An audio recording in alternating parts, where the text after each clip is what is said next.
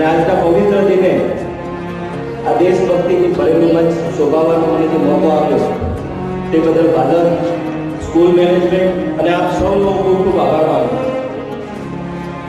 મિત્રો, આજે કેલેન્ડરમાંથી તારીખ નથી, પણ એક ક્ષણ છે જ્યારે આપણે અને દરેક ભારતીયોના દિલમાં એક ગૌરવ અને એકદમ કહેવાય ને જોશ ઉત્પન્ન થાય છે.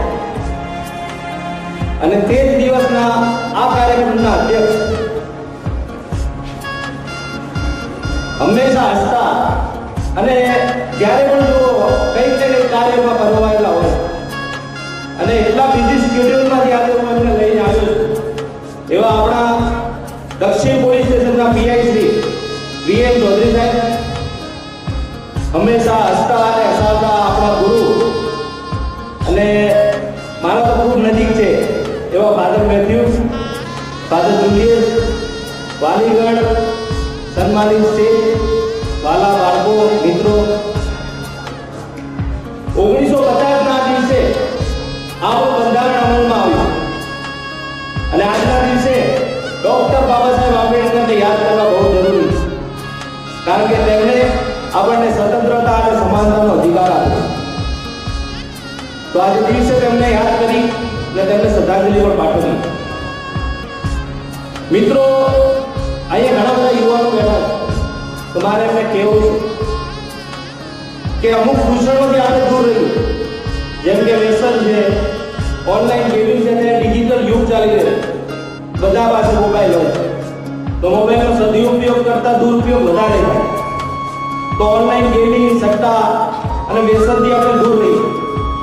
કહેવાનો મતલબ કે એને હરાવીને આપણો યુવાન જો આગળ વધશે ને તો ભારતને વિશ્વગુરુ બનતા કોઈ નહીં રોકી શકે. તો આ પ્રસંગે ફાધરને મારે યાદ કરવા, કારણ કે જૂની યાદો ખૂબ તાજા થઈ અને ફાધર હંમેશા અમને સાથ આપતા. અહીંયા સંજય સર ઉભા છે, અશોક સર ઉભા છે, નવીના મેડમ છે, મમતા ટીચર હતા અમારા. તો મિત્રો, એ યુગ હતો, યુગ કહી શકું હું, કારણ કે એ દિવસે એ યુગમાં આ સેન્ટ ઝેવિયર સ્કૂલ દરેક ક્ષેત્રમાં નંબર 1 હતું. સર સાચી વાત ને? દરેક ક્ષેત્રમાં અમે નંબર 1 હતા, કારણ કે ફાધર અને અમારા સ્કૂલ મેનેજમેન્ટનો એટલો સપોર્ટ હતો. આ સ્ટેજ ઉપર ખૂબ ડાન્સ કર્યા છે, અમે ખૂબ નાટક કર્યા છે, બધું યાદ છે અમને. અને અમને જે સપોર્ટ મળતો એ કાજે આ સ્કૂલ નંબર 1 હતી આખા જિલ્લામાં. અને મને વિશ્વાસ છે કે ફાધર ફરી આજે પ્રિન્સિપાલ તરીકે અહીંયા આવ્યા છે ત્યારે આ બાળકો એ ગોલ્ડન પીરિયડ પાછો લાવશે, મને વિશ્વાસ છે.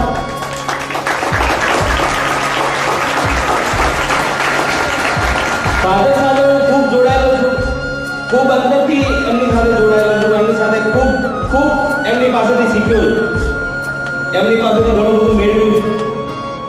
તો મિત્રો, તમે પણ એવી રીતે જોડાવવાથી એવી હું આશા રાખું.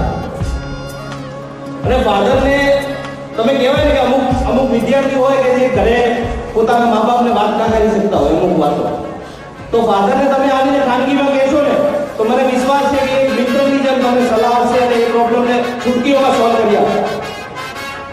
અને કહેવાનો મતલબ કે આ સ્કૂલને જે આ પટાંગણે જે મને આપ્યું છે એને હું ક્યારેય ચૂકવી નહીં છું. મિત્રો, અમે અહીંયા ભણતા હતા, અહીંયા બેસતા હતા, અહીંયા કેટલાય મહાનુભાવોને અમે અહીંયાથી સાંભળ્યા હતા. મારા ફાધર પણ અહીંયા એક મહેમાન તરીકે આવેલા હતા, એમને પણ અમે સાંભળ્યા હતા. અને ત્યાં સ્ટુડન્ટથી લઈને આજે અહીંયા વક્તા તરીકે હું અહીંયા ઉપસ્થિત છું આજે તમારા લીધે. તો હું તમારા બધાનો, ફાધરનો, સ્કૂલ મેનેજમેન્ટનો, બધાનો ખૂબ ખૂબ આભાર માનું છું. ખૂબ ગર્વ અને ભાવુકતા સાથે ખૂબ આભાર માનું છું કે મને અહીંયા બોલાવ્યો, મારું સન્માન કર્યું અને બધાને આમ કહેવાય ને કે એક પરિવાર તરીકે મને જોયો. જો કે મારું પરિવાર છે, મારું સ્કૂલ છે, અને સ્ટુડન્ટથી વક્તા સુધી લાવ્યો છે આ સ્કૂલના પ્રતાપે હું અહીંયા ઊભો છું. એના લીધે આજે એક સાબિત બન્યો છું કે આજે અહીંયા વક્તા તરીકે હું ઊભો છું. તો મિત્ર, 26મી જાન્યુઆરી એક પવિત્ર દિવસ છે.